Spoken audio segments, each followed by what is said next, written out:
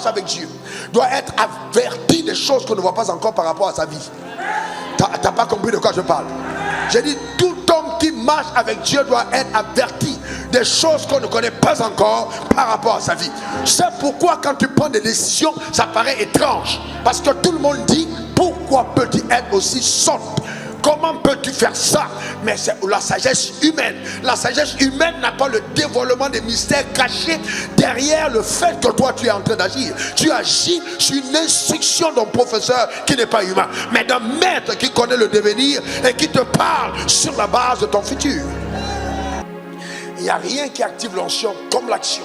Et dans chaque fois que l'onction doit être activée, c'est par une action qui a été précédée d'une peur. Jamais Dieu te bénira sans exiger que tu n'agisses en conséquence. La bénédiction va requérir de toi une action conséquente. Si Dieu te bénit pour être riche, c'est qu'il va t'appeler au travail. Je voudrais vous enseigner, mais très calmement, sur voici pourquoi la bénédiction ne suffit pas pour réussir sa vie.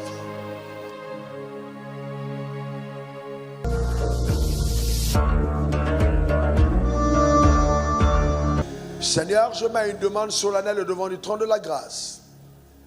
Accorde-moi par ton Saint-Esprit la capacité, l'habileté d'enseigner et de prophétiser. Ouvre les oreilles de toutes les personnes qui sont connectées à cet autel et qui écoutent ta voix par la mienne. Permets, Père, que cette parole, parce qu'elle a été comprise, produise l'embellie de nos âmes et surtout que dans la splendeur de ses pouvoirs souverains, elle apporte la liberté, la guérison, la restauration, la foi, et qu'elle donne dans le nom suprême de Jésus à chacun d'entre nous de coopérer avec la sagesse de Dieu. Merci. Au nom suprême de Jésus, j'ai prié, et que quelqu'un dise Amen 3 fois. Amen. Amen. Amen. Assieds-toi dans la présence glorieuse du Seigneur. Eh bien, au premier culte, nous n'avons pas pu avoir de message. C'était intense, c'était incroyable. Nous avons vécu un moment juste indescriptible. Au premier culte, c'était vraiment le ciel qui est descendu sur l'assemblée. C'était incroyable, incroyable ce qui s'est passé au premier culte. Dès que j'ai obéi au Seigneur en entrant dans cette dimension prophétique. Mais à ce culte, je sens une autre coulée, une autre directive. Je voudrais vous enseigner, mais très calmement, sur... voici pourquoi la bénédiction ne suffit pas pour réussir sa vie. Voici pourquoi la bénédiction ne suffit pas pour réussir sa vie. Pourquoi? Voici pourquoi la bénédiction ne suffira pas pour réussir sa vie. Vous savez, dans nos églises charismatiques, et le charisme est essentiel parce qu'elle est quand même une évidence de la présence et de la manifestation de l'esprit. Dans nos églises charismatiques, nous avons, à cause de ce charisme peut-être même excessif, souvent pas bien compris Dieu dans sa manière de fonctionner. Je pense que c'est la raison pour laquelle plusieurs enfants de Dieu, ayant même reçu des promesses de Dieu et même bénis par Dieu, n'arrivent pas à vivre justement cette victoire dans leur vie quotidienne. Parce que nous avons pensé, entre autres, que si un homme de Dieu a posé les mains sur ma tête et qu'il a prophétisé, si simplement l'homme de Dieu m'a touché, si cette huile s'est versée sur moi, si simplement le manteau était tombé sur moi, c'était suffisant, je réussirais. Mais je me suis rendu compte avec le temps, parce que sondant les Écritures et réalisant autour de moi qu'il y a certaines personnes qui passaient à côté de certaines choses que Dieu leur avait réservées, que ce n'était pas vrai. La bénédiction sur la vie d'un homme ne sera jamais à elle seule suffisante pour permettre à cet homme de réussir sa vie sur terre. Et donc, pour exemple, nous retournons dans le livre de Genèse. Genèse 1, versets 26 à 28. Puis Dieu dit, faisant l'homme à notre image, selon notre ressemblance, et qu'il domine sur les poissons de la mer, sur les oiseaux du ciel, sur le bétail, et sur toute la terre, et sur tous les reptiles qui rampent sur la terre. Dieu créa l'homme à son image, il le créa à l'image de Dieu, il créa l'homme et la femme.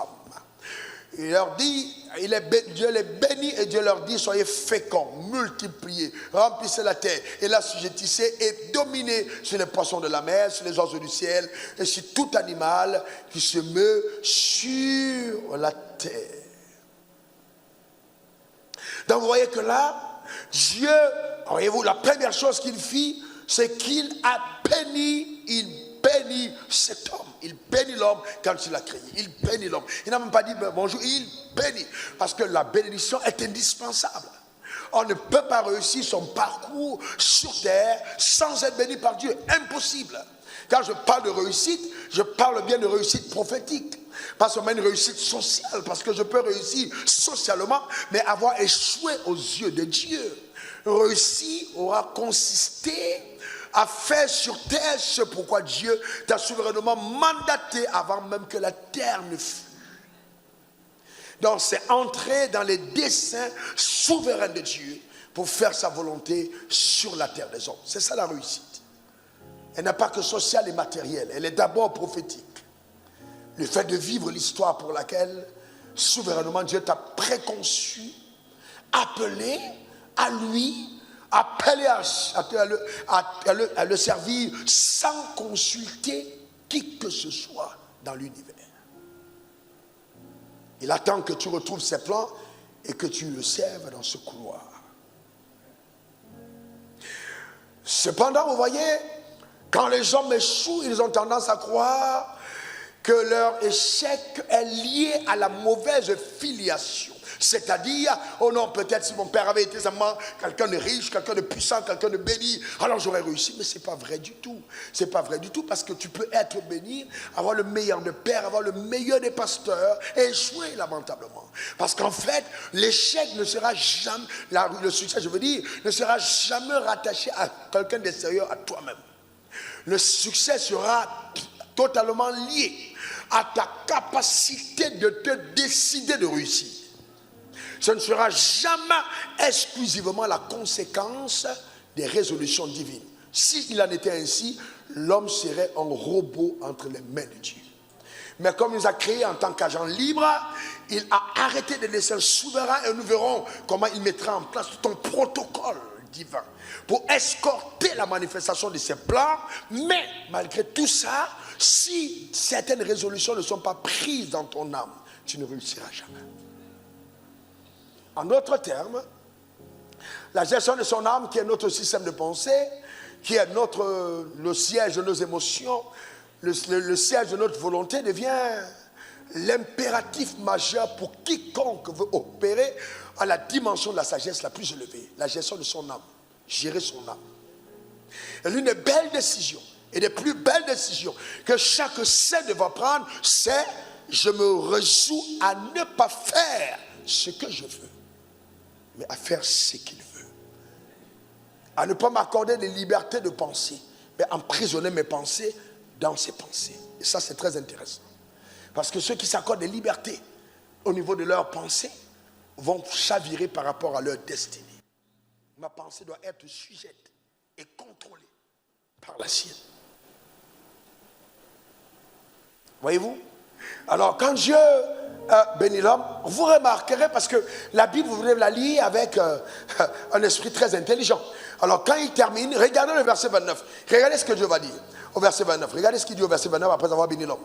Il dit, et Dieu dit, voici, voyez-vous, je vous donne. Donc, il a terminé le rituel de bénédiction. Il dit maintenant, je vous donne toute herbe verte, portant la sémence qui est à la surface de la terre, et tout arbre ayant en lui du fruit d'arbre portant la sémence, ce sera votre nourriture. Verset 30. Regardez ce qu'il dit encore. Et à tout animal de la terre, à tout oiseau du ciel, et à tout ce qui se met sur la terre, et ayant en son souffle de vie, je donne toute herbe verte pour nourriture, et cela fut ainsi. Vous observez que Dieu, dans l'intelligence de son action, va donner une instruction prophétique après avoir béni. L'instruction prophétique est, mon fils, écoute-moi bien, regarde bien, regarde bien, regarde bien. Je te donne cette parole, je te donne toute herbe verte portant la sémence, ce sera ta nourriture. Clairement. Donc il parle à l'homme, il dit, ce sera ta nourriture. Maintenant, il dit, la différence entre toi et les animaux, c'est que les animaux vont manger des herbes qui n'ont pas de sémence. Mais toi, tu ne mangeras jamais une herbe avec sa sémence. Donc, voyez-vous, donc, il met l'attention fermement sur la sémence. Pourquoi? Parce qu'il sait que la capacité de sa bénédiction à arriver à manifestation dans la vie de l'homme dépendra de son habileté à gérer les semailles. Que si l'homme a mal géré les semailles, il se prive du potentiel de subsistance tout en étant béni. Et donc l'avenir de l'homme se trouverait donc dans les semailles des fruits qui auraient été mis en sa possession. Vous comprenez ce que je suis en train de dire? C'est-à-dire, en fait, je ne te donne pas tout, en fait, en tout. Mais je te donne, amen, le peu qui a tout. Donc, je ne te donne pas cette abondance où on verse tout dans ton magasin. Non, mais je te donne l'abondance, mais qui est renfermée dans un potentiel que tu devras toi-même développer et cultiver, qui va donc exploser et te donner exactement la mesure de ce que tu désires. Donc, tout est entre tes mains. C'est dans le noyau, c'est entre tes mains, voyez-vous. Donc, en donnant un fruit à l'homme, il sait qu'il lui a donné un arbre. Il sait qu'il lui a donné une plantation. Il sait qu'il a donné une génération de fruits. Il sait qu'il lui a donné la capacité de subsister même après son départ. En donnant cette instruction, il lui a communiqué sa sagesse qui va préserver les descendants après lui. Parce qu'il va en dire aux autres, voici ce qu'il faut faire pour perdurer dans le temps. Ce n'est pas juste la bénédiction, mais comment coopérer avec le fait d'être favorisé par Dieu.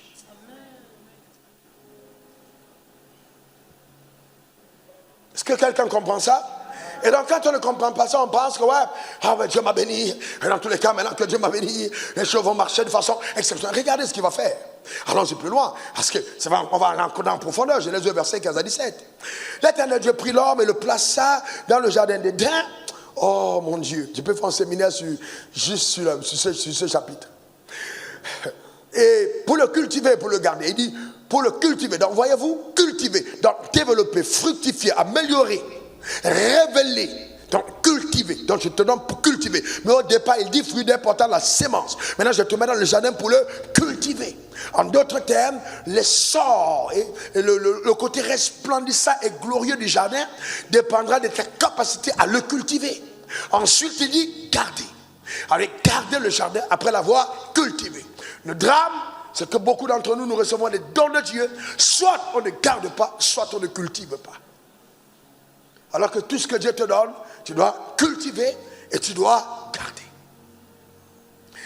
Tout ce qui vient de Dieu doit être cultivé. Que ce soit une relation, que ce soit un conjoint, que ce soit ton argent, que ce soit ton travail. Tout ce que Dieu te donne, tu dois cultiver et tu dois garder. Préserver ce que Dieu te donne.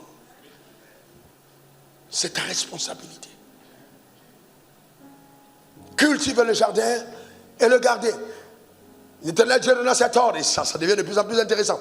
Alors, tu pourras manger de tous les arbres du jardin, mais tu ne mangeras point de l'arbre de la connaissance du bien et du mal, car le jour où tu mangeras, tu mourras. Il dit l'homme, écoute-moi bien, tu vas manger de tous les fruits des arbres, mais il y a un arbre, celui-là, je l'appelle l'arbre de la connaissance du bien et du mal. Cet arbre-là, tu ne le manges pas.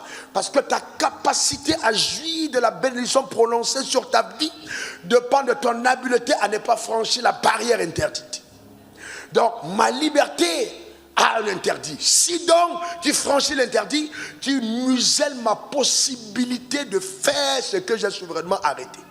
Donc, veux-tu briser mes rêves à ton égard, franchis les barrières. Et là, je ne serai plus responsable de ce qui arrivera. Ce sera la mort. Donc, il y a une instruction qui est donnée. Voyez-vous, il y a un interdit qui est donné. Et c'est pourquoi que chaque fois que Dieu vous donne la liberté, prenez la peine de découvrir la limite de votre liberté. Les libertés de Dieu sont bornées. Il y a des bornes aux libertés. La liberté de Dieu est bornée. Tout ce que Dieu te donne, il y a des limites, il y a des limites, il y a des limites, il y a des limites. Il faut découvrir la limite. Parce que la découverte de la limite et le fait de ne pas franchir te permettra de jouir de la liberté donnée. Ça donne sa fin. Fais appel à ton intelligence. Fais appel à ton intelligence. J'entends les gens réfléchir, ouais, mais dans tous les cas, c'est mon argent, je fais ce que je veux. Est-ce que Jésus est déjà mort? Il a déjà payé le prix, on n'a plus besoin de faire semence. C'est juste stupide. C'est stupide de ne pas comprendre les principes majeurs qui te permettent de jouir de ce que Dieu t'a donné. Il y a une limite. Il y a une limite, simple. Dans le jardin d'Éden, il y avait une limite.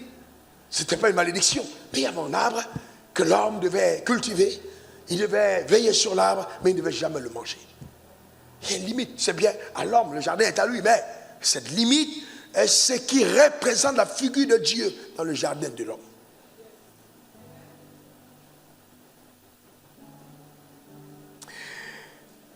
Et donc, je comprends, parce que la bénédiction est puissante. Hein. Quand on dit, bah, ok, on va te bénir, c'est puissant. Mais encore, j'insiste, on peut te bénir et tu échoues. Parce que le premier homme a échoué. Adam n'a pas été une réussite. Le premier homme a échoué. Il n'a pas échoué parce qu'il était célibataire. Quand il était célibataire, il me semble qu'il était bien. Non, parce qu'il faut y insister là-dessus. Il me semble qu'il était bien. Et c'est quand la femme est arrivée qu'il y a eu un problème. Ah ouais.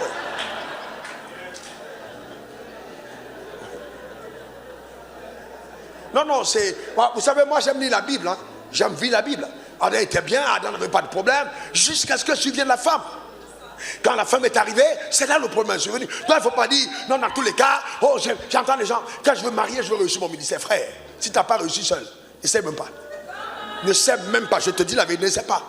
Parce qu'en fait, dans tous les cas, tu seras privé de tout ce qu'il faut pour réussir dès que la femme arrive, alors que tu n'as pas encore réussi. Alors, ton temps avec Dieu va baisser, ta capacité d'étudier la Bible va diminuer. Amen, ta tranquillité va baisser, parce que les 3 premières années, ça peut ne pas être comme tu penses. Parce que dès que la libido est passée, il y a des problèmes sérieux, plus sérieux qui se posent.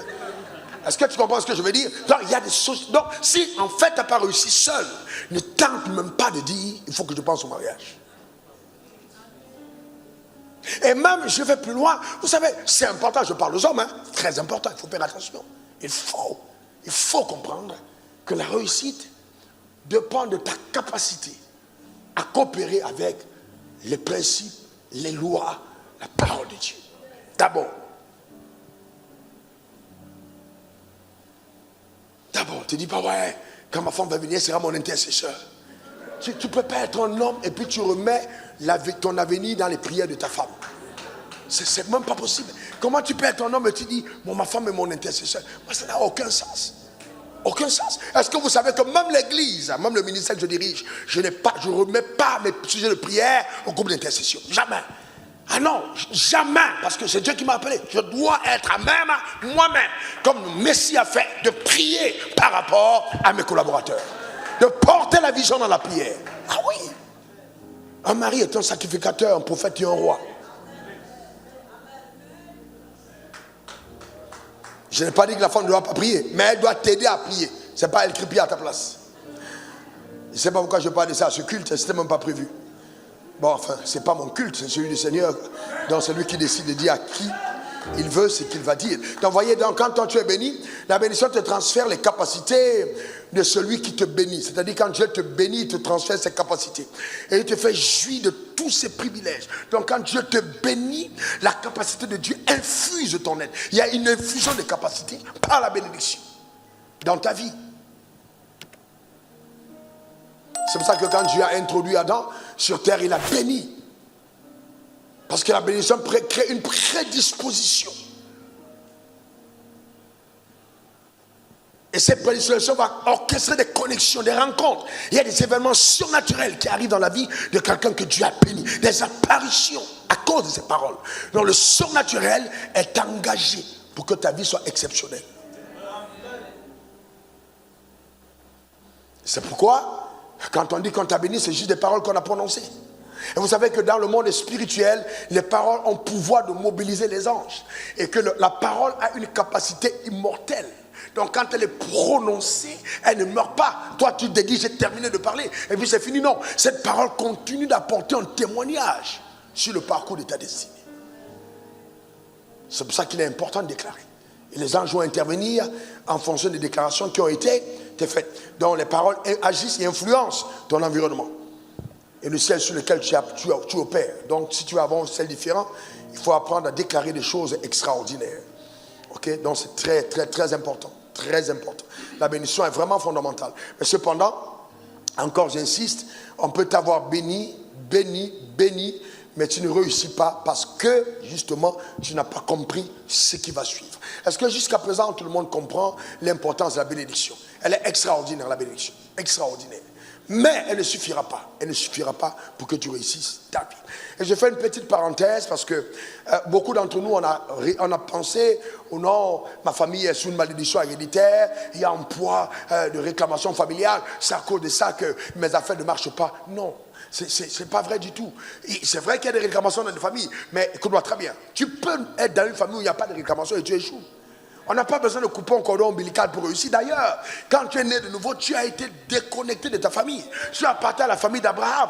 Donc, normalement, si tu crois en ça, il n'y a plus question de réclamation quelconque contre ta vie. Parce que Dieu t'a connecté à la famille d'Abraham. Bien au contraire, écoute mon message sur quoi? Les réclamations divines.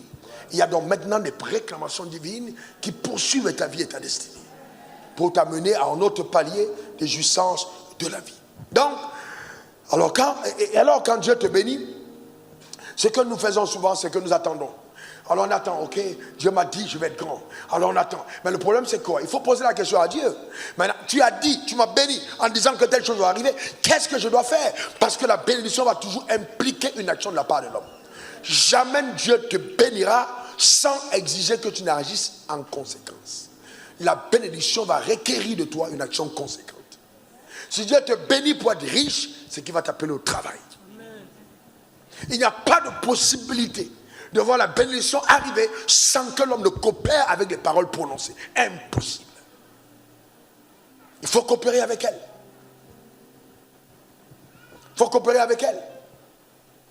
Il faut coopérer avec elle. Il faut coopérer avec elle. Il faut coopérer avec elle. Il faut faire sous le soleil ce que le ciel attend de toi. Alors le drame c'est que nous disons, oh Seigneur, j'attends la promesse, j'attends la promesse. Quand Dieu dit, celui qui demande reçoit, le reçoit de Dieu n'est pas un reçoit inactif, c'est un reçoit actif. Quand tu demandes de Dieu, à Dieu tu dis, Seigneur je veux une femme. Je veux une femme, ce n'est pas une, quand Dieu dit reçois la femme, ce n'est pas inactif. Ce n'est pas que tu vas rester à la maison et puis la femme va venir chez toi, non. Parce que tu crois que Dieu te l'a accordé, alors tu vas entrer en mouvement pour aller à la conquête de la forme de ta destinée. Parce que le fait de recevoir exigera de toi, vous voyez quoi? Une action. C'est très important. La sagesse de Dieu est une sagesse active. Elle n'est pas une sagesse passive. Parce que la sagesse, c'est la capacité de mettre en application, en mouvement la connaissance que nous avons. Si la sagesse n'agit pas, alors elle n'est pas la sagesse divine. Parce qu'elle est active. Et il y a une différence entre la connaissance et la sagesse. La connaissance, je sais ce qu'il faut faire. Mais la sagesse, j'agis en fonction de ce qu'il faut faire. Voilà la différence. Est-ce que quelqu'un a compris? La connaissance, je sais ce qu'il faut faire. La sagesse, j'agis en fonction de ce qu'il faut faire. Donc je peux avoir la connaissance et ne pas être sage. Je peux avoir la connaissance et être stupide. La stupidité, c'est de remettre en question la sagesse de Dieu pour opérer avec la sagesse humaine. Là, tu es stupide.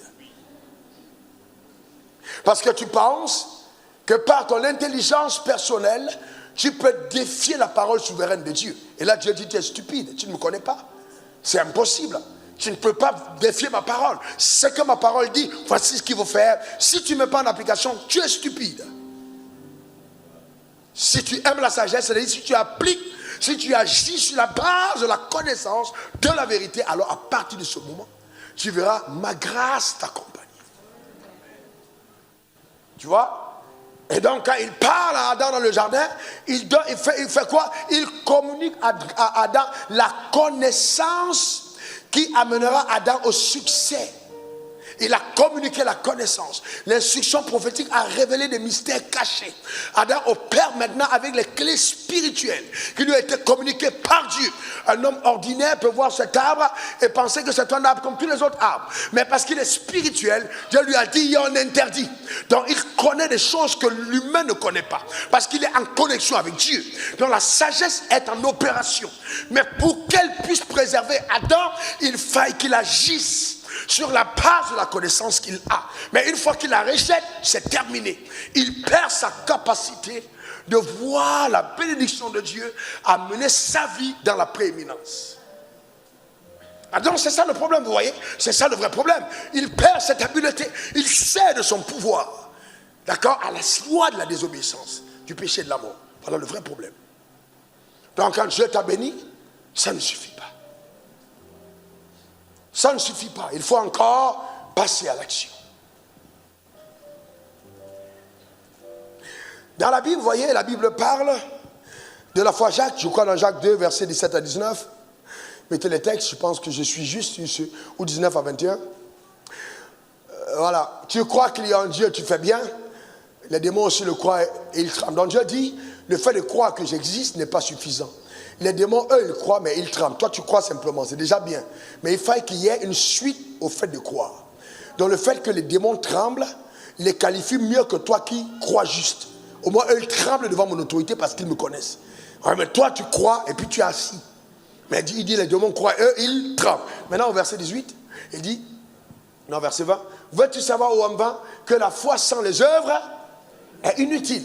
Continuons, d'accord. Notre père Abraham ne fut-il pas justifié par les œuvres lorsqu'il offrit son fils Isaac sur l'autel? Donc il dit, donc la foi doit passer à l'action. Tant qu'il n'y a pas d'action, d'accord, il n'y a pas de foi. Donc là on parle de sacrifice.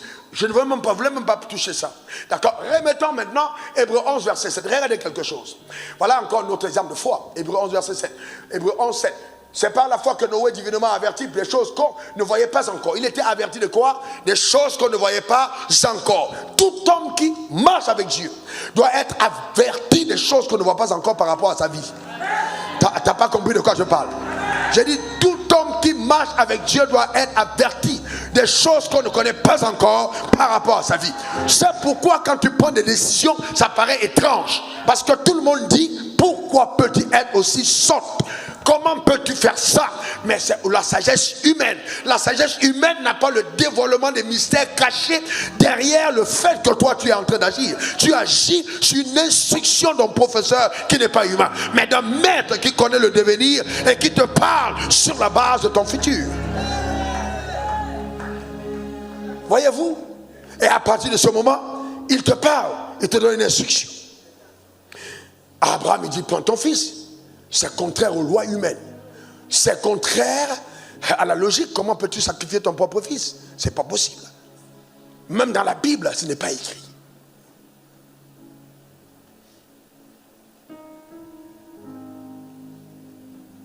Mais, bon, je ne sais pas, Dieu, pourquoi il sait que...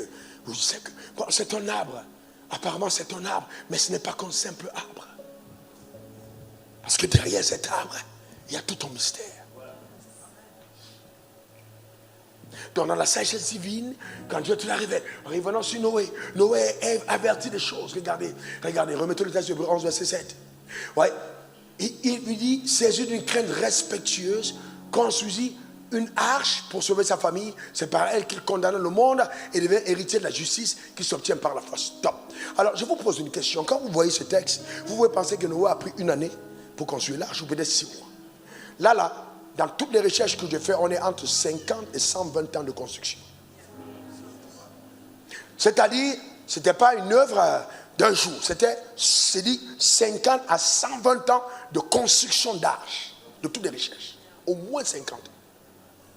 Donc, c'est-à-dire qu'il prend 50 années de sa vie pour exécuter le schéma de l'arche que Dieu lui a donné une consistance. Et quand je méditais sur ce texte avant-hier, le Seigneur me demande, penses-tu que si Noé avait laissé un trou dans l'arche, mes plans seraient accomplis? Donc, c'est un travail, il n'a pas eu le temps de tester, il n'avait pas le temps de tester, parce que le déluge qui est descendu pour 40 jours, il n'y a pas le temps de test. Donc, il doit être minutieux, il doit contrôler, s'assurer que tout se passe bien. Il n'avait pas les engins modernes comme aujourd'hui pour couper les arbres rapidement. Il a travaillé longtemps, et pendant qu'il travaillait, il avertissait sa génération. Donc, le fait qu'il construisit l'arche ne l'empêchait pas d'être prédicateur de justice. Et il a tellement prêché qu'écoutez, comment est-ce que vous pensez que les animaux sont entrés dans l'arche? Vous pensez que qui a parlé aux animaux? Noé s'est tenu, il a commencé à parler. Il a dit, hey, Dieu va détruire la terre, je suis en train de vous avertir. Alors quand l'arche sera finie, venez vous mettre à l'abri. Et dans les premiers qu'il y a, après j'ai fait. Il y a des animaux qui ont dit, oh le gars là, le vieux là, il est en train, vous savez, il a parlé. Donc si les animaux se sont dirigés et entrés dans l'arche, l'une après l'autre, c'est clair qu'une instruction leur avait été donnée. C'était pas un ange, il était maître de la terre. Il gouvernait le règne animal, le règne végétal. Il contrôlait la terre en tant que maître. Il a parlé. Si les animaux ont pu, 2 à 2, nos maris convainquent sa femme. Imaginez les couples en palabre. Imaginez le couple des animaux en palabre. Parce qu'il y a des couples en palabre. Où la femme boude, je ne veux pas t'accompagner. Le mari dit, j'irai sans toi. Frère, Dieu dit, on entre à 2. Donc si ce jour-là, tu n'as pas envie de voir ta femme, tu perds ta vie. Oui, faut pas, vous savez, tu perds ta vie carrément. Vous comprenez ce que je suis en train de dire? C'est très important. Tu perds ta vie totalement. Totalement. Le lion parle à le lion, ils entrent. 2 à 2, 2 à 2, 2 à 2, 2 à 2, 2 à 2. Chacun à sa vitesse. Chacun à sa vitesse. Pourquoi? Chacun allant vers l'âge à sa vitesse, sans changer sa génétique, sans modifier son potentiel, ses talents, sans changer ses performances, mais allant dans la direction qui a été imposée par Dieu.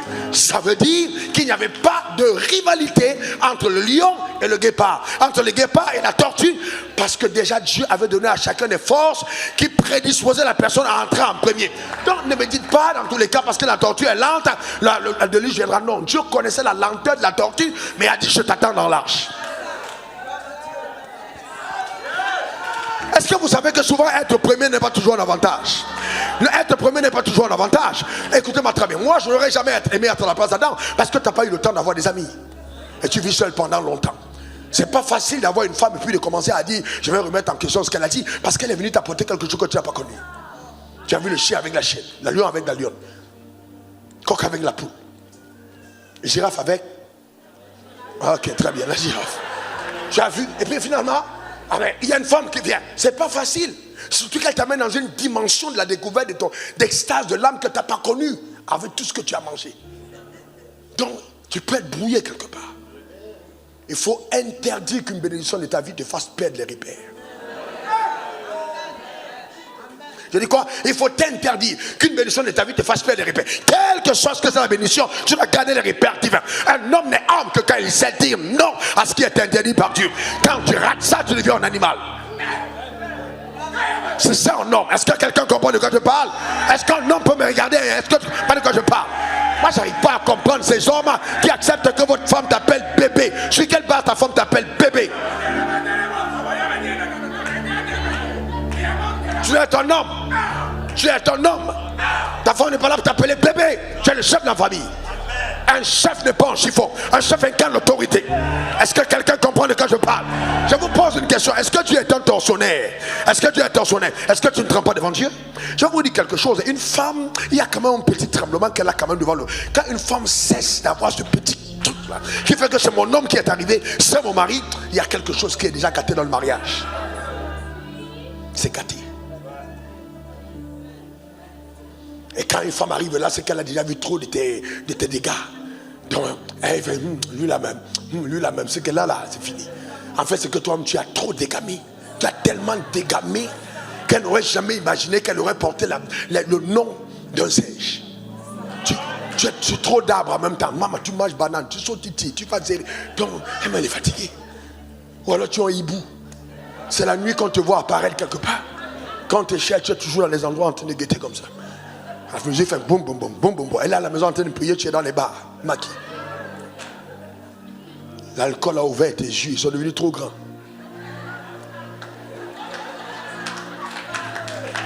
Donc tu vois, c'est important dans la vie de rester sur les repères. Un homme, l'autorité, comprendre qu'il y a des exigences divines, ne pas les franchir. Ta bénédiction en dépend. Tu dois t'y faire. Parce que la fermeté en tous les cas préserve tout le monde. La fermeté sur la parole préserve tout le monde. La fermeté dans l'obéissance préserve tout le monde. Vous pensez que c'était comment dans la famille de Noé? Il a dû convaincre sa femme.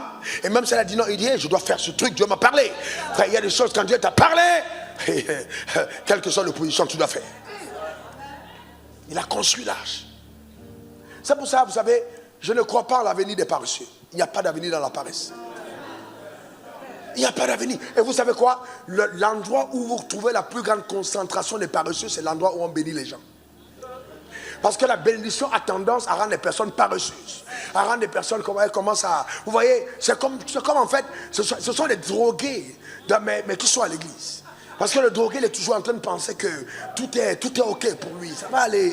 Amen. C'est pour ça qu'il faut faire attention, amen, à ce que le Saint-Esprit fait dans le croyant. Ça peut tellement te droguer que tu te rends compte 10 ans après que tu as perdu ton temps. Ouais, tu as perdu ton temps. 10 ans après, tu te rends compte. Beaucoup de personnes entrent à l'église riche et deviennent pauvres. Frère. Parce que dès qu'on t'a vu une fois, tu as fait une offrande de 1 million. Dès qu'il y a un programme, le pasteur vient devant toi, il te regarde et dit, ne laissez pas l'argent dans les comptes bancaires, ça ne sert à rien. Ça ne sert à rien. Et puis pour là, on ne fait que te prendre.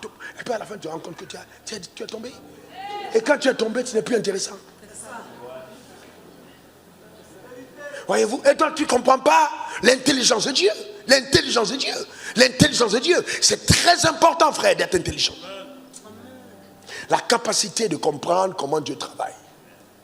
Et de coopérer avec sa sagesse. La sagesse de Dieu est active et n'est jamais passive. La sagesse passe à l'action. La foi passe à l'action. Une personne qui n'agit pas, une personne qui ne passe pas à l'action n'est pas une personne de foi. Il faut faire un mouvement vers ce que Dieu t'a promis. Vrai ou faux? Il faut faire un mouvement vers ce que Dieu t'a promis. Il faut faire un mouvement vers ce que Dieu t'a promis. La Bible dit, c'est pas la foi qu'Abraham obéit et il est parti. Il a obéi et il est parti. Quand David arrive devant le peuple d'Israël, c'est pas que le peuple d'Israël n'a pas une alliance. Saül, le peuple a une alliance. Il y a une alliance. Goliath est là. Et les gens sont en face. Dieu est avec le peuple. Dieu a le peuple comme allié. Et le peuple a Dieu comme allié. Mais personne n'ose aller contre Goliath. Mais vous savez que quand vous n'avez pas osé, vous ne savez jamais qui vous êtes. Il n'y a rien qui active l'onction comme l'action. Il n'y a rien qui active l'onction comme l'action. Et donc chaque fois que l'onction doit être activée, c'est par une action qui a été précédée d'une peur. La peur d'échouer, la peur de ne pas y arriver, la peur de ne pas atteindre les objectifs. Parce qu'en fait, cette action va demander de toi une capacité qui n'est pas tienne. Et donc c'est pour ça que tu trembles légitimement. Parce que tu n'en as pas les moyens. Tu ne peux pas arriver jusqu'au bout. Alors là Dieu dit agis. Pas parce qu'il veut te faire honte, mais parce qu'il veut te donner d'activer maintenant le levier de la connexion à sa grâce. Et c'est cette action qui va donner à l'onction d'entrer en marche. Donc quand l'homme n'a pas agi, le Saint-Esprit ne prend pas le relais. Il faut écrire ça. Quand l'homme n'a pas agi, le Saint-Esprit ne prendra pas le relais. Le Saint-Esprit amplifie ce que tu fais. Le Saint-Esprit t'assiste dans ce que tu fais. Il est venu t'assister. Il n'est pas venu agir à ta place. Il est venu t'assister. Même le parler en langue. Amen. Il ne parlera pas à ta place. Il te donnera de parler selon que tu entends les instructions qu'il te donne. Il attend que tu coopères. Que tu coopères. Ça fait 10 ans que tu es toujours ta. C'est pas une langue. C'est pas une langue, frère. Tu ne parles pas en langue. C'est pas une langue. Je te dis la vérité, c'est pas le langue. Le parler en langue n'est pas tata. Aucune langue n'est tata. Amen. Tous les jours tu parles tata. C'est incroyable. Tu ne parles pas en langue. Je te dis la vérité, tu ne parles pas en langue. Non, on t'a dit non, imagine les mots et puis tu commences à prononcer, tu es baptisé. C'est faux. Tu n'es pas baptisé. Non, il y a quelque chose d'intérieur. C'est une expérience surnaturelle qui se passe par la présence de Dieu. De surnaturel. Si tu n'as pas connu ça, je te dis la vérité, il y a des délices au royaume dont tu t'en prives. Surnaturel. Jamais ta vie de prière ne connaîtrait une certaine profondeur quand tu n'es pas baptisé du Saint-Esprit. Mais il faut que tu aies le courage de parler selon que le Saint-Esprit te le donne. Il te donne de parler.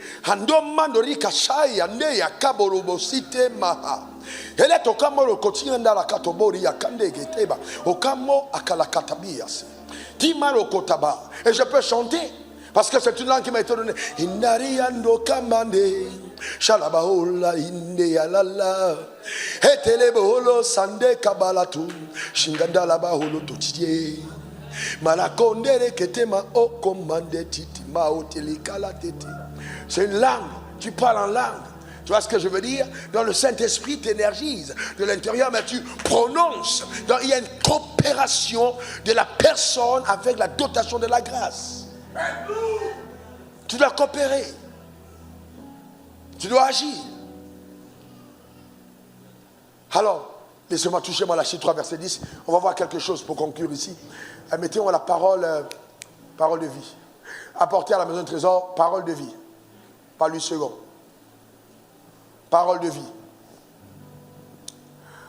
Robo Chakabrine, Sadababa.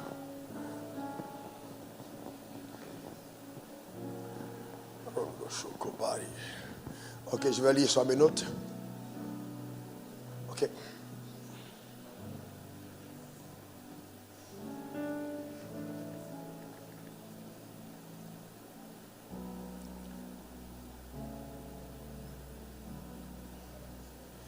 Ok.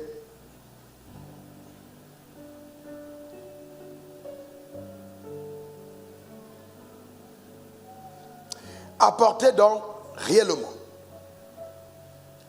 le 10e de vos biens dans la salle du trésor, pour qu'il y ait toujours de la nourriture dans le temple. Assurez-vous que celui qui est en train de projeter les versets bibliques paye souvent sa dîme. Je suis sérieux. Amen. Apportez donc réellement le 10e de vos biens dans la salle du trésor, pour qu'il y ait toujours de la nourriture dans le temple. Je l'affirme, moi le Seigneur de l'univers. Vous pouvez vérifier que je dis la vérité. Vous verrez alors que j'ouvrirai pour vous les réservoirs d'eau du ciel et que je vous couvrirai de bienfaits abondants. Il dit quoi? J'ouvrirai pour vous les réservoirs d'eau du ciel et je vous couvrirai de bienfaits abondants. Arrêtons-nous un moment. Si les réservoirs d'eau du ciel sont ouverts, c'est pour relâcher quoi? C'est pour relâcher quoi? Non, pas la bénédiction simplement. Enfin, alors c'est la pluie. La bénédiction en question était la présence de la pluie. Donc ce peuple est un peuple travailleur. Mais cependant, qui s'il n'avait pas le ciel ouvert, pouvait travailler en vain. Donc Dieu dit, vous n'aurez pas besoin de faire de l'irrigation. Moi je vais ouvrir le ciel et sur votre plantation, je vais déverser des réservoirs d'eau. En d'autres termes, écoutez-moi bien. Vous êtes ici à Angré, vous cultivez, ce sont vos terres. Quelqu'un d'autre est de l'autre côté à Djorubité, ce sont ses terres. Dieu dit, là où toi tu cultives, je ferai descendre de l'eau. De façon que même celui qui est de l'autre côté, sur son champ, il te rendra compte qu'il a plu juste là où ton champ était. Et là où il était, il n'y a pas eu d'eau. Et donc ce déferlement d'eau du ciel démontre qu'il y a quelque chose de particulier qui accompagne tes actions sous le soleil.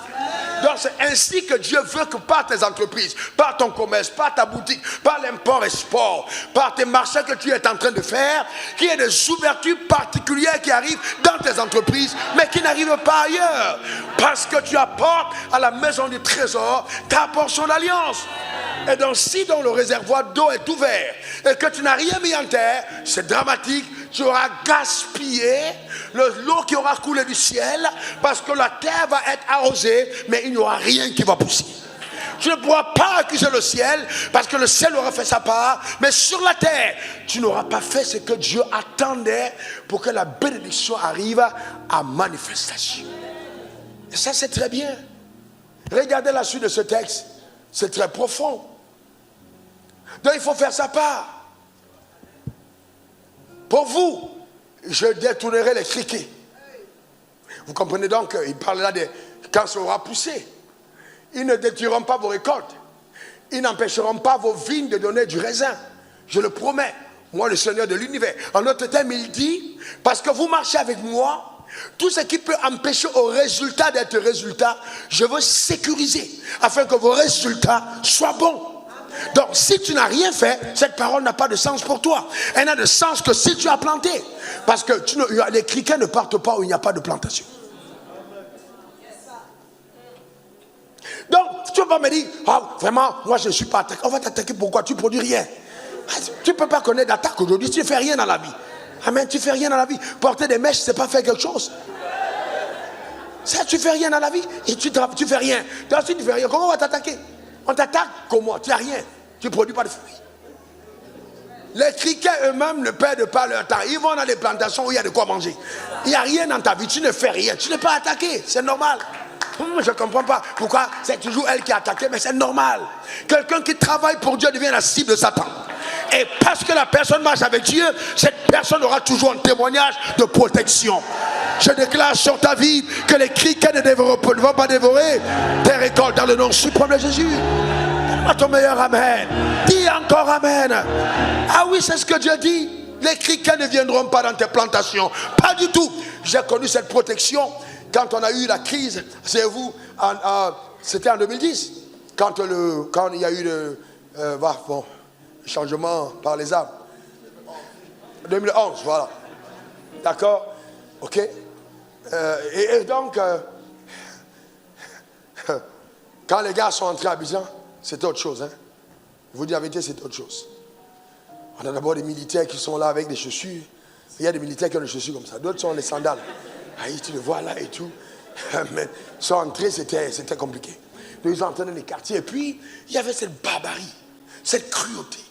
Quand vous savez, il y a renversement de pouvoir par la force. Donc il y a le déni de l'autorité établie. Il y a le fait d'ouvrir les portes à la manifestation satanique. Donc des démons entrent en action. Ça devient terrible. Satan profite pour faire du désordre. Dans tous les quartiers, tu veux des voitures, si vous ne pouvez pas prendre, ils cassaient. Mais à quoi ça sert de casser? Ils cassaient toutes les voitures. Ils ont cassé toutes les voitures dans mon quartier, sauf la mienne. Elle était devant, c'est une belle voiture. Ils ont cassé devant, ils ont cassé derrière, ils ont continué. Je vous dis la vérité, ils sont authentiques. Vous vérifiez à Dibi. Je dis jusqu'aujourd'hui. Quand ils sont partis, les gens du quartier sont venus pour dire, en fait, si vous ne croyez pas en Dieu, croyez au Dieu de ce gars. Eux-mêmes, à l'époque, Feu Maï, le gourou était dans le quartier, et ils disaient, mais c'est incroyable, mais c'est sa voiture qui est la plus visible. Sauf que ce n'est pas parce que je suis la plus visible que je serai visible au destructeur. Je déclare sur ta vie que tu brilleras, mais le destructeur n'aura pas raison de toi. Dans le nom suprême de Jésus. Donne-moi ton meilleur amen. Dis encore amen. Donc n'aie pas peur de passer à l'action. C'est pas parce que les gens, voyez-vous, il y a des criquettes qui dévorent, il y a des choses malheureuses qui arrivent. Ça n'arrivera pas dans ta vie parce que Dieu te protégera. L'action te permet de voir la main de Dieu intervenir. Donne-moi encore ton meilleur amen. Mettons le texte qui suit, s'il vous plaît, mes frères. Le texte qui suit, continuons. Verset 12. Tous les autres peuples diront que vous êtes heureux. Voyez-vous? Donc, quand tu passes à l'action et que tu as une alliance avec Dieu, les autres peuples disent que tu es heureux, car la vie sera très agréable dans votre pays. Je le dis, moi le Seigneur de l'univers, très agréable dans ta maison. Donc, voyez-vous, à cause de ton alliance, la vie sera agréable chez toi. C'est ce que Dieu fait. Mais cette vie agréable est précédée par le fait que tu es passé à l'action en faisant ce que Dieu attend de toi. Donc, il faut agir. Il faut agir. Il faut faire ce que Dieu te demande. Alors je vais entrer dans les profondeurs prophétiques. Il y a quelqu'un qui est en train de dire, ouais, mais parce que moi j'ai toujours agi, mais j'ai rien vu. Le problème c'est quoi? Le problème c'est que je peux agir contrairement aux directions divines. Il faut encore comprendre que cette action doit être impulsée dans le sens des directions que Dieu te donne. Qu'est-ce que Dieu te demande et t'appelle à faire? Alors tu as apporté ta portion d'alliance. Oh mais vraiment, j'adore ma portion d'alliance. Je n'ai pas vu de miracle. Frère, c'est pas parce que je suis venu un jour raconter, ou bien un pasteur raconter, que Dieu, quelqu'un a semé dans ma vie 1 milliard. Comment quelqu'un a semé dans ta vie 1 milliard? Toi tu es au bureau. Comment ça va arriver? Ça n'arrive pas dans ta vie. Parce qu'en fait, il faut bien comprendre que ça arrive dans ton travail. Les miracles arrivent où tu travailles. Moi, où je prends le micro là, je travaille. Vous comprenez, hein? Je travaille. Vous, vous ne travaillez pas, mais moi, dimanche, je travaille. C'est un jour de travail. Je travaille. Je suis en train de travailler. C'est mon travail. Vous comprenez ce que je travaille? Donc, dans mon travail me donne la possibilité d'atteindre des gens partout. Donc, je peux avoir des témoignages de quelqu'un qui quitte la Chine, qui vient jusqu'à moi, parce que mon travail le visite. Mon travail le touche. Mais voyez-vous, donc Dieu, dans toute la sphère des personnes que tu touches, aura la possibilité de créer des retours. Pourquoi? Parce qu'il y a la loi de la redevabilité. La redevabilité. C'est important. Et c'est pourquoi quand je prépare ma parole, mon gars, je prépare le message sachant que chaque fois qu'une vie est impactée, je suis béni. Non, je n'ai pas besoin de manipuler. Ah non. Je n'ai pas besoin de manipuler, je n'ai pas besoin de truquer, je ne ferai jamais ça parce que je connais le secret. Vous avez vu au séminaire, sur le monde de la création de richesse, eh bien, on n'a pas parlé d'offrande. Hein. Quand le feu a pris et que la parole, les gens ont commencé à dire, mais c'est quoi Ils ont commencé à payer le protocole. Mais c'est quoi ces païens insensibles là? Ils n'ont pas mis d'enveloppe. Les gars ont dit, bon, on va jeter ça sur le... Dans eux-mêmes, c'est eux qui accusaient, mais où sont les paniers? Où sont les paniers? Dans le protocole, ils disaient, bon, c'est pas grave, nous, on n'est pas là pour l'argent. Mais eux disent, non, on veut donner. Mettez les paniers. Le mouvement est venu, l'argent est venu de partout. Les gens venaient, ils s'aimaient, avec joie. Pourquoi? Parce que quelque chose s'est passé. Donc, il n'y a pas besoin de manipuler. Oh non, c'est fait comme ça. Quand tu as fait ci, demain tu vas voir ça. Non, c'est pas besoin de ça. Juste que la parole a fait son œuvre. Et tu as intervenu. Parce que, voyez-vous, on est en train de travailler. Et donc, en ce qui concerne le travail, je peux prendre 5 minutes de plus. Vous devez comprendre que votre travail ne se limite pas au jour où vous travaillez. Mais c'est plus rattaché aux jours qui ont précédé votre travail. Je vous parle très prophétiquement. Parce qu'un bon enseignant ne l'est pas dans la salle. Un bon enseignant est avant la salle. Le temps qu'il prend pour préparer ce qu'il va dispenser. Donc, quand il vient en classe dispenser, il y a aussi maintenant la motivation du cœur. Dieu voit cet enseignant comme quelqu'un qui apporte de la connaissance aux gens. Donc s'il prend le temps de prier pour dire il faut que les gens soient bien encadrés, le ciel lui apporte une rémunération de son attitude à l'égard de Dieu. Et il dit tout ce que vous faites, faites-le comme le faisant pour Dieu et non pour les hommes. Donc au-delà du salaire qu'on donnera à l'administration, Dieu lui accordera des faveurs. Et c'est pour ça que vous allez voir les gens qui ont commencé instituteurs, après ils vont faire un concours, après ils vont marcher. Après, à un certain moment, ils vont rencontrer quelqu'un qui va lui dire est-ce que ça ne t'intéresse pas d'être représentant de quelque chose ici et tout? Parce que vous sentez à côté d'un homme béni, vous sentez vos entrailles bouger. Vous avez envie de faire du bien à la personne, vous sentez que vous êtes poussé. Une personne bénie émet des magnétismes. Amen, qui touche et qui font que quand tu passes à côté d'elle, tu as envie simplement de, tu sais pas, tu as envie de toucher, de donner à la personne. C'est pour ça que quand tu passes à côté de moi, souvent l'argent dit, je vais aller chez Wafo, je vais aller chez Wafo. Tu sens une vibration, ça bouge. Parce que quand tu es béni, tu attires, ça attire. Tu vois ça? C'est important. Donc il ne faut pas seulement travailler le jour du travail. C'est la conscience que tu as des responsabilités qui sont les tiennes. Comment est-ce que tu te prépares? Tu te prépares. Vous avez entendu? Si un homme de Dieu, comme lui qui est homme de Dieu comme moi, il dit, je l'ai appelé à 2h du matin. Et j'étais étonné qu'il soit encore en train de préparer la réunion alors qu'il part le matin. Mais c'est parce que je prépare. Tout ce que vous faites, vous mettez votre engagement de cœur. Vous vous mettez dedans, vous vous dévouez avant que le travail ne commence. C'est ça. Et alors vous allez vous rendre compte que ça va vous ouvrir les portes. Ne pensez pas seulement non, mais vraiment mon patron, non. Faites-le comme pour le faisant pour le Seigneur. Réfléchissez à votre productivité. Vous allez voir comment Dieu va vous ouvrir les portes. Parce que dans tous les cas, le jour où l'ange vous rend visite, souvent il prend la forme d'un homme. Et c'est à votre lieu de travail que cet ange viendra. Votre manière de répondre, votre manière de parler, c'est à votre travail. C'est à votre travail que cet ange viendra. C'est là qu'il va rencontrer. Tu es toujours impoli. Toujours. Et c'est toi qui chantes fort à l'église. Mais tu es impoli. C'est incroyable. C'est-à-dire, tu es connu comme la femme qui ne laisse rien passer. Mais attends, dis-moi, comment tu veux que la grâce de Dieu t'accompagne quand dans ton travail, toi-même, il n'y a jamais de joie? Tu ne fais jamais du bien aux gens. Tu es méchant. Ah oui, je dis bien, tu es méchant. C'est pas bon. Toi-même, tu es paresseuse, mais tu réveilles ta servante à 5h du matin. Toi-même, tu ne sais pas laver 2 verres. Tu vas casser les verres toi-même, tu ne peux pas. Mais à 5h, oui, mais elle doit encore pourquoi? Je demande la miséricorde de Dieu sur toutes les femmes qui se sont comportées comme ça. Que Dieu t'accorde la miséricorde. Parce que, je vais vous dire la vérité, en fait, j'ai dit je vais enseigner et prophétiser. Souvent, certaines choses arrivent à vos enfants à cause de ce que vous avez fait à d'autres enfants. Parce que cet enfant à qui tu parles, même si elle a n'importe quel âge, il y a une mère qui l'a aimé. Et un père qui l'a comme père. Et ce que tu fais, ça va arriver sur tes enfants. Ça va arriver sur tes enfants. J'arrive pas à comprendre comment on peut avoir les entrailles du mal. Les entrailles du mal, c'est-à-dire l'entraille du mal. Les personnes qui ne savent pas faire du bien, l'entraille du mal. Mal. Les seules personnes à qui tu peux faire du bien, ce sont tes propres enfants. Ils vont souffrir. Je te dis, je ne suis pas en train. Je te dis, ils vont souffrir. Parce que si les seules personnes à qui tu fais du bien sont tes enfants, on fera du mal à tes enfants. fera du mal. Donc, que la vie spirituelle, parce que tu as été béni, que tu comprennes que la bénédiction marche parce que tu respectes les principes de Dieu. Tu ne peux pas être béni et opérer dans la haine. La bénédiction n'accepte pas et ne tolère pas l'injustice. C'est parce que tu es béni que tu vas être injuste. Tu vas marcher dans la droiture. Donc les proclamations deviennent stériles parce que ton comportement, lui, est allé dans les travers. Vous savez, je regarde les gens parce que je vais vous dire la vérité.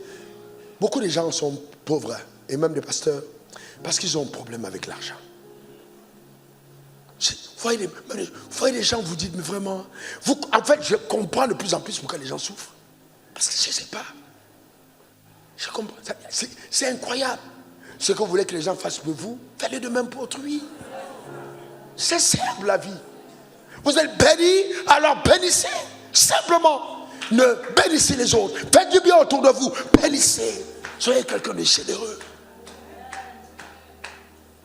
On t'a béni à l'église. Et toi, tu demandes la commission aux gens. Tu bloques le dossier. 2 semaines, tu bloques le dossier de quelqu'un qui est en détresse. La personne vient devant toi. Tu sais que le dossier est là. Tu regardes parce que tu veux qu'on puisse te corrompre. Tu es enfant de Dieu. Vraiment, c'est terrible. Et vous savez, parce que tu es venu à l'église et le pasteur a dit, viens, couche-toi là, je vois quelque chose de particulier. Il n'a rien vu. Il n'a rien vu. Il n'a rien vu. Non, il n'a rien vu sur ta vie. Il n'a rien vu. Non, non, du tout. Pas du tout. Et les gens méchants, ils aiment faire les efforts de pasteur. Parce qu'ils pensent que le pasteur devient leur fétiche.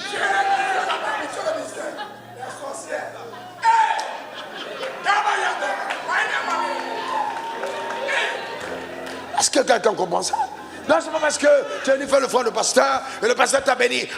Non, non, non, non. Ta conduite, ton comportement, ta manière de faire et la diligence avec laquelle tu travailles, l'excellence que tu y mets parce que tu veux que quelqu'un soit épanoui par tes rendements.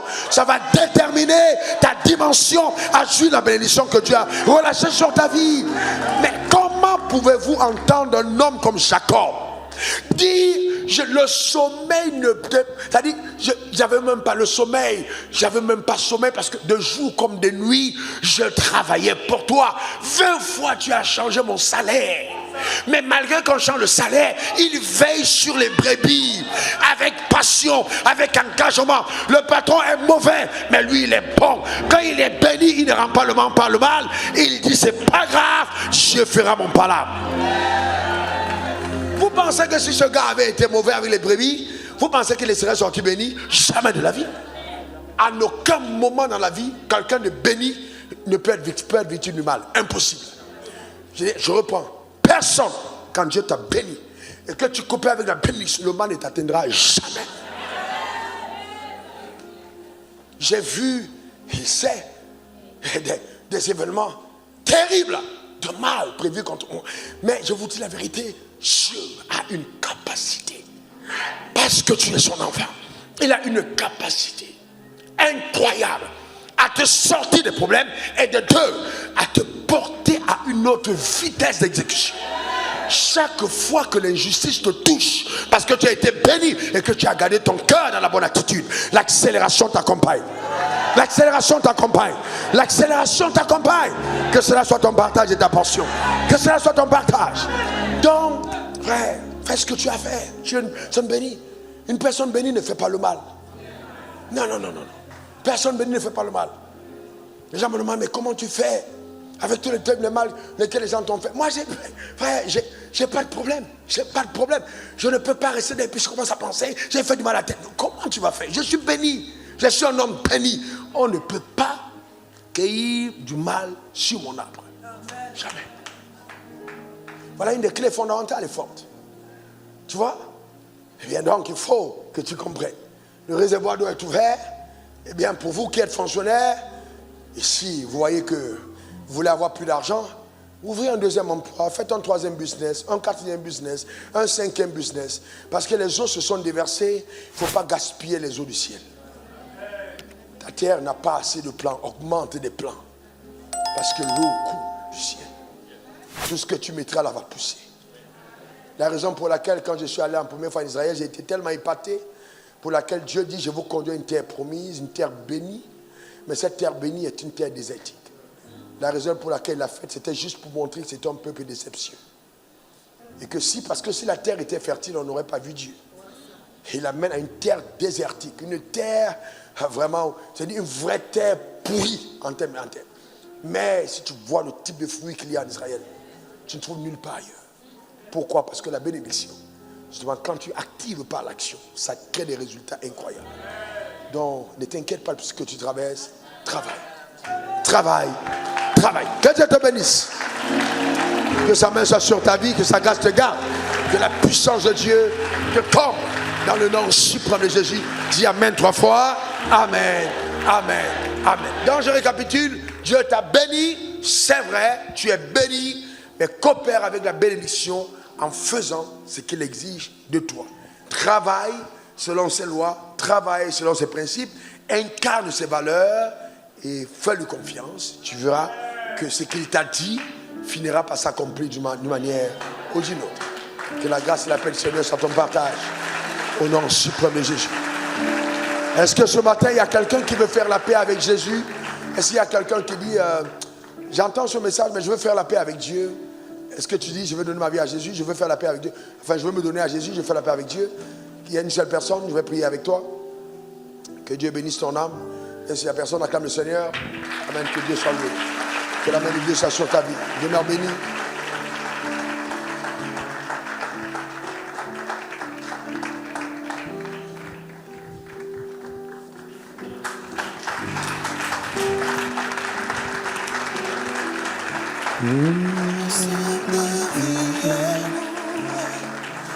Merci Jésus.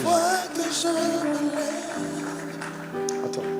Est-ce que c'est la première fois que tu vas répondre à l'appel de Dieu ici devant? C'est la première fois que tu viens devant l'autel pour donner ta vie à Jésus? C'est la première fois?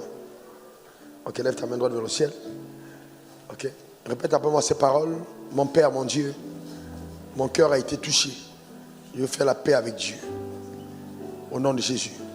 Je reconnais que Jésus est mort. Je reconnais que Jésus est mort pour moi. Qu'il a versé son sang pour mon péché. Aujourd'hui, je divorce avec Satan. Merci Seigneur de changer ma vie entièrement. À partir d'aujourd'hui, je te sers. Au nom de Jésus. Amen. Père, j'appelle le miracle de la nouvelle naissance dans sa vie par tes pouvoirs souverains. Au nom suprême de Jésus. Amen. Reçois cette fiche. Remplis-la et à la fois on va te recevoir. Est-ce que tu peux faire mieux que ça? Est-ce que tu peux acclamer le nom du Seigneur? Alléluia.